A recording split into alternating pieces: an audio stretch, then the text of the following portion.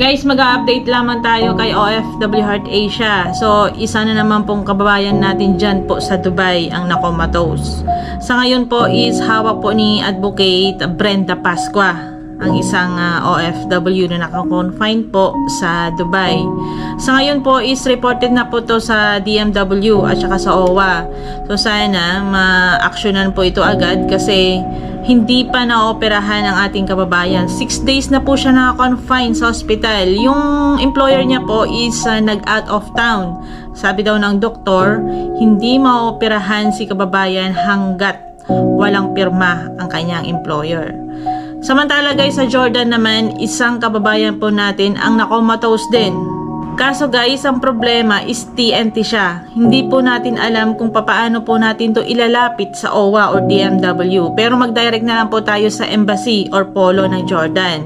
Magpasalamat na lang po tayo sa isang kaibigan niya na nag-aasikaso po sa kanya. Kaso iniisip niya yung mga bill.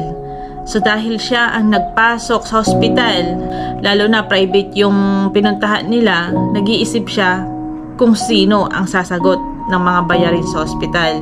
So naisip niya guys na ilipat sa public hospital, pero ang problema, hindi tinatanggap ang ating kababayan.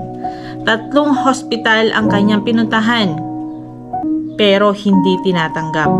Kaya nanatili ang ating kababayan sa private hospital sa bansang Jordan. Susubukan pa rin po natin itong i-report sa OWA at saka DMW. Alam po naman natin na pag ang isang OFW ay TNT or yung tinatawag na halimbawa nag-tourist visa ka, wala kang employer, expired na yung visa mo, is mahirap po natin itong ilapit sa DMW or OWA. Kaya mag-direct na lang po tayo sa polo or embassy. Gagawin po natin ang lahat para matulungan po ang ating mga kababayan. Sa lahat naman po ng mga nagtatanong, lalong-lalo na yung mga pauwi ng Pilipinas, mga kasambahay. Marami pong nagtatanong sa akin, mostly mga kasambahay po sa Middle East. Pag binigyan po sila ng plane ticket ni Amo, may nakalagay na connecting flight, pero hindi nila alam kung yung maleta ba nila is kukunin nila tapos i-transfer ulit.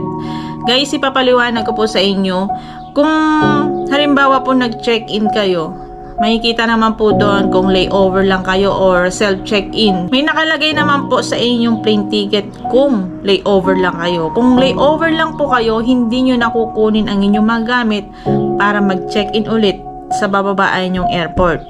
Pero kung may nakalagay po sa inyong mga plane ticket na self-check-in, kukunin nyo ang inyong mga gamit tapos mag-check-in po kayo ulit. Pero malalaman nyo po yun kung mag-check-in po kayo sa first na airport. Bibigyan po kayo agad ng boarding pass. For example po, is layover lamang kayo, makikita po nila sa inyong mga plane ticket na layover lang kayo kahit wala nakalagay. Bibigyan po kayo agad ng 3 boarding pass. So pag binigyan po kayo ng 3 boarding pass, or for example kahit ilang boarding pass yan, kung layover lang kayo, halimbawa 2 lang, hindi na po kayo hindi nyo na po kukunin ang inyong mga maleta para mag-check-in ulit. Kung halimbawa naman is self-check-in kayo, kukunin nyo ang mga maleta nyo, mag-check-in po kayo ulit, doon kayo ulit bibigyan ng boarding pass. Yung mga ibang OFW po, yung mga first timer, hindi po nila alam ang kanilang mga ginagawa. So, naiiwan po sila ng eroplano. Meron din po tayong 2 kababayan na naiwan sa Dubai kasi hindi nila alam na yung eroplano sasakyan nila is paalis na pala. Ang ginawa nila is nag-ikot-ikot sa airport ng Dubai. So, tignan po ninyo lagi ang inyong mga oras. Sa oras po ng plane ticket or sa boarding pass, ang nakalagay po dyan is military time. So, paano ba tignan yung oras ng military time? Mag-start po tayo sa 1:00 ng hapon. Ang bilang ng 1:00 ng hapon is 13 na yan. 13, 14, 15, 16. So, tuloy-tuloy lang po hanggang 24. So, pag sinabing 24, 12:00 ng gabi. Pag count ng 1, 1:00 na madaling araw, 1 AM na po yun. Yung mga ibang OFW po kasi is nalilito. So, kung may mga katanungan kayo guys, pwede naman kayo mag-comment down below para masagot ko po ang inyong mga katanungan. Sa lahat naman po ng mga nagme-message sa akin at hindi ko po nasasagot, pasensya na kayo guys kasi sobrang dami po ang nagtatanong at medyo meron pong inaasikaso na yung mga lumalapit po na OFW distress. Masarap sa pakiramdam na marami kang natutulungang OFW, lalong-lalo na yung mga binubugbog. So, meron din tayong isang kababayan ngayon sa Riyadh po, binugbog ng kanyang amo dahil lang hindi niya nasundo ang kanyang alaga. Pero sa awa ng Diyos guys, is na-rescue na ang ating kababayan. Meron din po akong hawak ngayon na OFW distress. Sinaktan siya ng kanyang amo 2 months ago. Pero ngayon lang siya makakauwi. Kasi hindi natin siya pinabayaan. Minonitor natin siya kung ano yung nangyayari sa kanya. Sinabi ko sa kanya mag-update siya lagi. So, salamat sa Diyos at makakauwi na siya guys sa January 10. So, igagawa ko siya ng e-travel sa 8. Sa mga katulad kong OFW, heto lang po ang masasabi ko sa inyo. Kung may mga galit kayo sa inyong mga pamilya nyo, kung aalis kayo sa bansang Pilipinas or nasa ibang bansa na kayo, magsabi kayo kung ano ang nangyayari sa inyo. Magbigay kayo ng copy ng inyong mga dokumento. Lalong-lalo na ang inyong mga passport, kontrata. Yan po ang pinaka-importante. Yung mga ibang OFW po kasi, salbahe ang kanilang mga amo. Hindi natin mai-report kasi wala silang dokumento na binibigay kahit man lang copy ang kanilang mga passport.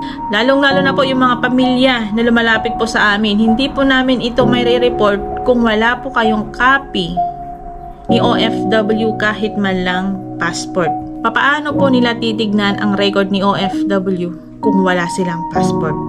So paalala ko po sa lahat ng mga OFW, lalong-lalo na po sa mga kasambahay kasi po kayo po ang pinakadelikado. Bakit? Kasi hindi kayo nakakalabas sa bahay ng inyong mga amo. Kontrolado kayo ng inyong mga amo. Kahit galit kayo sa inyong mga pamilya, mag-iwan kayo ng inyong mga dokumento. Hindi naman natin alam kung ano ang magiging kapalaran natin sa ibang bansa. Kaya dapat lagi tayong maging handa. Kahit magkaaway kayo, kahit masama ang loob nyo, pamilya nyo pa rin yan. Sila pa rin ang makakatulong sa inyo. Meron po tayong hawak na isang OFW distress ngayon.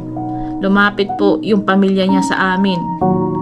Kaso wala silang maipakitang dokumento.